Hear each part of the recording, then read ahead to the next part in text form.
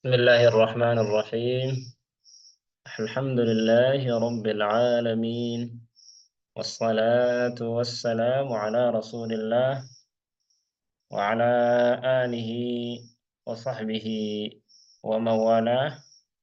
أما بعد، إن شاء الله كوني برنوتا كينيا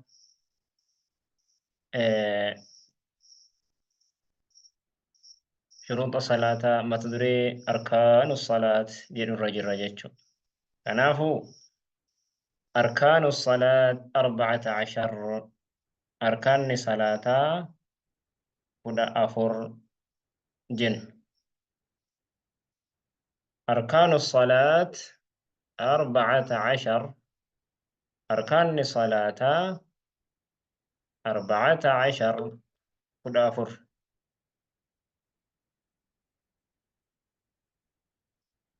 أما وأركان الصلاة 14 جن شروط فتاة شروط صلاة واميك أوف جلا قبا واباي أوف جلا قبا. أما شروط صلاة جن ملي واباي أوف جلا قبا جيتشو سني مالي وني باين أوف جلا قبو أركان صلاة، واجب صلاة، سنة صلاة، سنة ودو، واجب ودو إذا جن هند ساتو أوف جلا قبا جيتشو.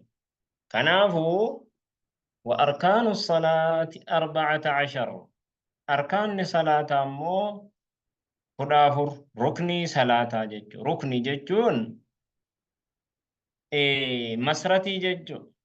مسرتي ركني كان الرتي قد دابمو جيتشو. كان إن الرتي قد دابمو diigalee rukni moggaa isa tokko jechuun salaatarraa achi hin bahu, salaatarraa adda hin bahu jechuun. Amma garaagarummaan shirxii fi arkaana salaataati seen. Garaagarummaan yeroo shirxii fi ruknii jiru, ruknii jechuun isumarraa humna salaataati. Rukniin humna salaataa irraayi. Salaata keessa seena. Ammoo shirxiin humna salaataa irraayi miti. Salaataan ala. Diigalee rukniin yookaahu salaata durseeti waan salaata dursee argamu yookaahu waan salaatatti walitti saahiboomee walitti qindaahee argamu jechuudha. Kana malee salaatarraa humna salaatarraa miti. Ammoo arkaanni salaataa 14 jennu kuni maal inni humna salaatarraa ta'e jechuudha. Sharxii jechuun waan salaataan alatti hojjetamu. Waan salaataa alatti hojjetamu. Rukniinoo arkaanni salaataa arkaanni salaataa waan salaata keessatti hojjetamu. Yoo bade maal akka ta'u yoo ta'e maal akka ta'u ni laalla. Laakiin arkaanni salaataa ka jennu yoo fakkeenyaaf ammaasitti sharxii salaatarraa wanni tokko yoonii fi kan badu ta'e sharxii salaatarraa yoo kan badu ta'e salaanni matumaa galattuu hin hidhamne. Wuduudhaan malatti salaanni kee matumaa galatti hin hidhamne.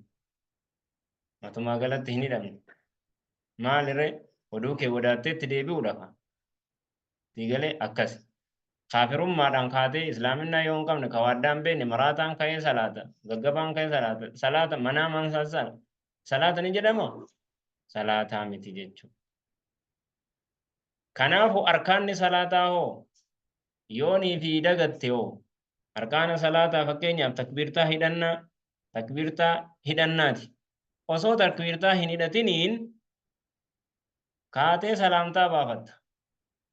Akka takbiirtaa hidhannaa hin jenne kana cal jetteetuma fiigaatuma dhufteetuma harka qomarra keesse waan ta'eef maal taatare dudduubatti salaata fixxeettu garuu takbiirtaa hidhannaa hin hidhanne maal goota?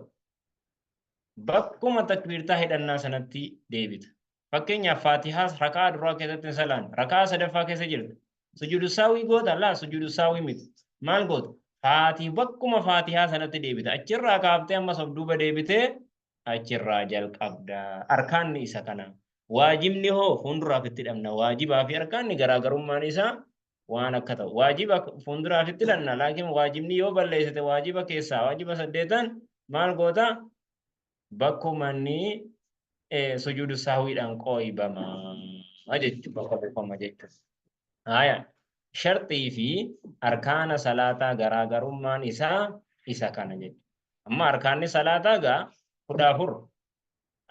Duraan akka barataa dhufnetti akkuma duratti shirtii salaataa yeroo eegallu Muhammad ibn Abdul Wahhab kitaabni kan Muhammad ibn Abdul Wahhab Sheikhul Islam Muhammad ibn Abdul Wahhab mazhaba eenyu irra deemee dhufe jenne mazhaba Imam Ahmad. Amma Imam Ahmad biratti arkaanni salaataa 14. Laakiin fakkeenyaaf Shaafi'iyyaan mazhabni Shafi'iyyaa arkaanni salaataadha maal ta'a 13.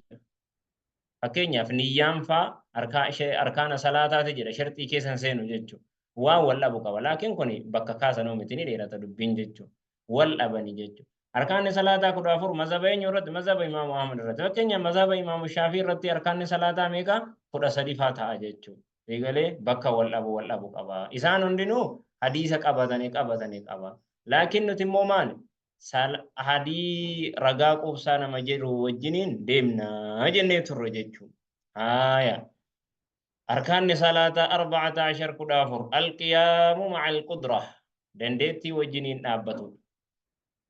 Alqiyaam ma'a alqudra dandeettii wajjiniin dhaabbatudha.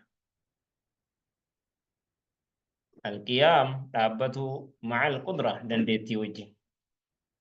Eegalee وتكبيرة الإحرام تكبير تاهد النات هندساتو بلنان هندرة كيست دبتا ديمنا ننو إفسك أبوان وقراءة الفاتحة فاتحة قرأوا والركوع جلب قبتو والرفع منه إراء الججو والسجود سجود على الأعضاء السبعة هم تربان الرد والاعتدال منه سجود الراء الججو والجلسة تاء بين السجدين يدو سجود لماني والطمانينة سوت أوفو في جميع الأركان أركان هند كيستو سوت ديمو طمانينة قباتو القبي قباتو والترتيب ومس دوات ترتيبا أوفو والتشهد الأخير التهيات بودات والجلوس له التحيات بودات يفتاهو تحيات بودات قرأوا تائنسي التحيات سنس ما لني أركان صلاة والصلاة على النبي صلى الله عليه وسلم نبي ربي رتي نجاب رحمة بوسو والتسليمتان سلام تالماني أركان صلاة غوتو مال قبتا هجي قبتا ججو hojii qabata. Attahiyyaata boodaa malee waan hojiidhaan deeman waan jechaan qara'an osoo hin taane waan hojiin hojjetamu waan akkasiiti. Ar-ruknu al-awwal amma ibsasaa wajjiniin dubbanna. Ruknii tokkitti dhuma dubbannee deemna. Ar-ruknu al-awwal rukniin inni tokkoffaan al-qiyaamu ma'a al-qudra dandeetti wajji dhaabatu. والدليل رقان قوله تعالى جت ربي قلتيت وقوموا لله ربي فدابدا قانتين جلسوا حالتاتنين أسوا حالتاتنين ربي فدابدا جتو أما دندتي وجن دابتو رجن نمني توكو صلاة درقام فواجبا كيستي دابتي صلاة إسا درقام يو دندآتي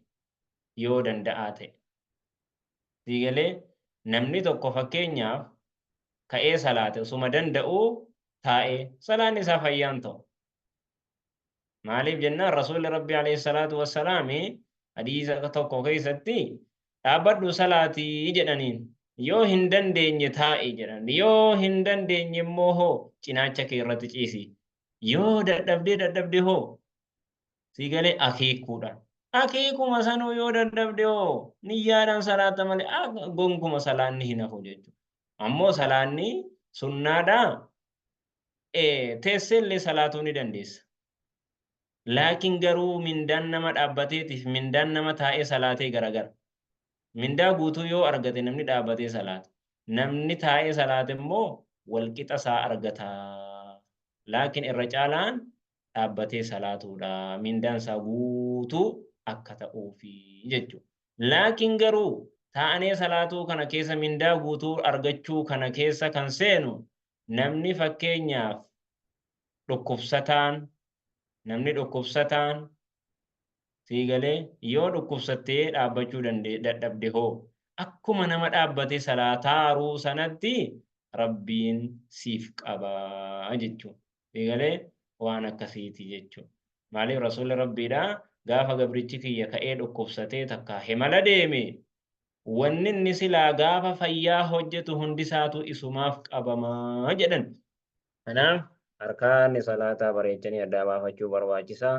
وصل اللهم وسلم وبارك على محمد وعلى آله وصحبه أجمعين.